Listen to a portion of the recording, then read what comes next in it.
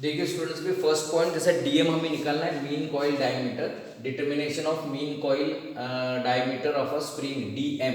ठीक है, page number 79 table number 81, उसमें आपको टाउ का फॉर्मूला दिया है, शेयर स्ट्रेस का फॉर्मूला दिया है K8F मैक्स हम लोग लिए DM upon pi D Q.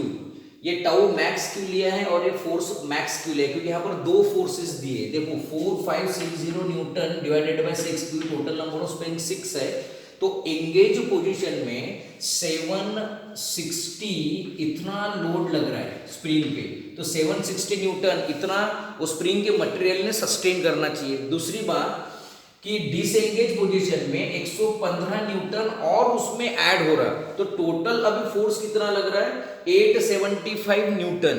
ठीक है, तो ये 875 न्यूटन जो लग रहा है ये भी जो डिसएंगेज पोजीशन में लग रहा है, तो ये फोर्स भी वो स्प्रिंग के मटेरियल ने सस्टेन करना चाहिए, नहीं तो एंगेज पोजीशन में सेफ रहेगा, डिसएंगेज पोजीशन में वो फेल हो जाएगा। जब वर्किंग कंडीशन में आएगा तो ये फेल हो सकता है, ब्रेक हो सकता है, या उसकी प्रॉपर्टी लूज हो सकती है, यील्ड स्ट्रेसेस यील्ड पॉइंट पे आ सकता है, वो उसमें उसके डायमेंशंस चेंज हो सकते हैं वर्किंग में, यानी डिजाइन फेल हो जाएगा। समझ में आ रहा है? तो हमें यहाँ पर मिनिमम फोर्स या मैक्सिमम फोर्स ऐसा भी आप देख सकते हो, समझने की बात है, या force at engage, force at disengage, disengage में ही फोर्स ज्यादा लगेगा। ठीक है, तो डिसएंगेज फोर्स जितना भी है उतना मटेरियल ने सस्टेन करना चाहिए, उतना मटेरियल को सस्टेन करते आना चाहिए, उसके अकॉर्डिंग हम लोग डायमेंशंस फाइंड आउट करने की कोशिश करते हैं। समझ में आ रहा है?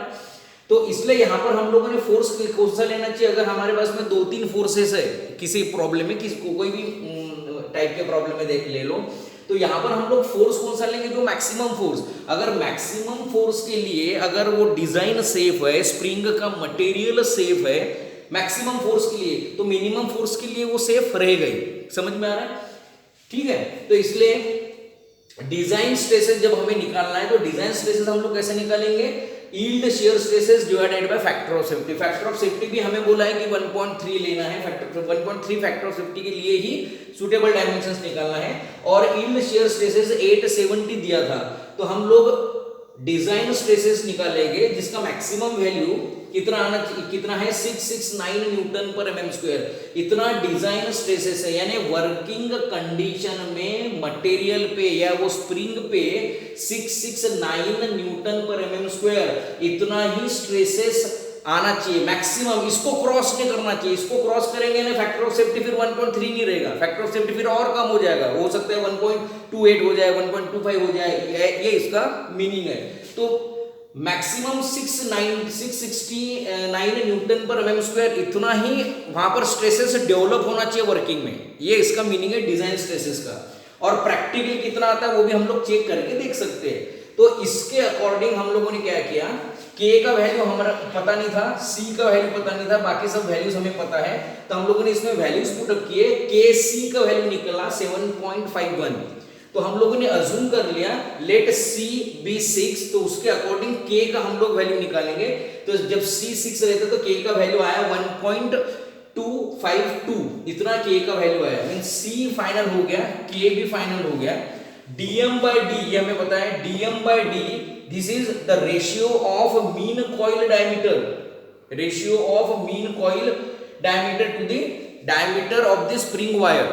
ठीक है, dm by d is equal to c होता है, therefore dm is equal to cd। इसमें c और d का वैल्यू अगर पुट अप करेंगे तो dm का वैल्यू कितना आ रहा है 30 mm, dm का वैल्यू 30 है, तो इसके अकॉर्डिंग हम लोग आउटर डायमीटर और इनर डायमीटर भी फाइंड आउट कर सकते हैं।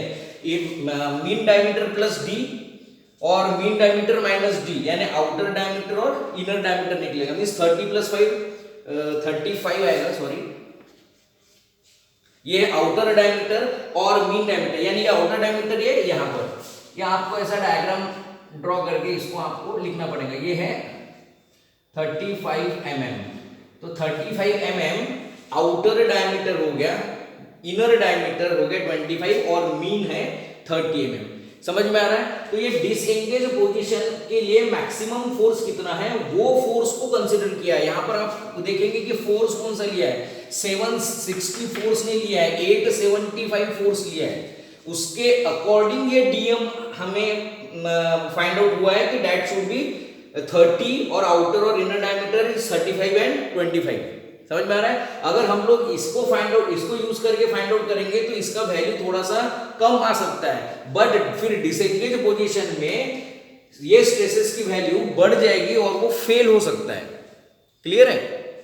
इसलिए इसको कभी भी इस टाइप के प्रॉब्लम रहेंगे, 2-3 अगर फोर्सेस दे तो मैक्सिमम फोर्स को कंसीडर करके ही हम लोगों ने डिजाइन स्ट्रेसेस निकालना चाहिए, और वो डिजाइन स्ट्रेसेस के अकॉर्डिंग ही डायमेंशंस निकालना चाहिए कि सो दैट वो किसी भी कंडीशन में सेफ रहे डिजाइन। मैक्सिमम फोर्स लगे तब भी सेफ रहेगा, मिनिमम फोर्स है तब तो सेफ रहेगा, क्योंकि मैक्सिमम को वो अगर वो सस्टेन कर सकता है तो मिनिमम को सस्टेन करेगा। नेक्स्ट लेक्चर में हम लोग देखेंगे कि नंबर ऑफ टर्न्स कैसे निकालेंगे और सॉलिड लेंथ और फ्री लेंथ कैसे निकालेंगे। ठीक है, धन्यवाद।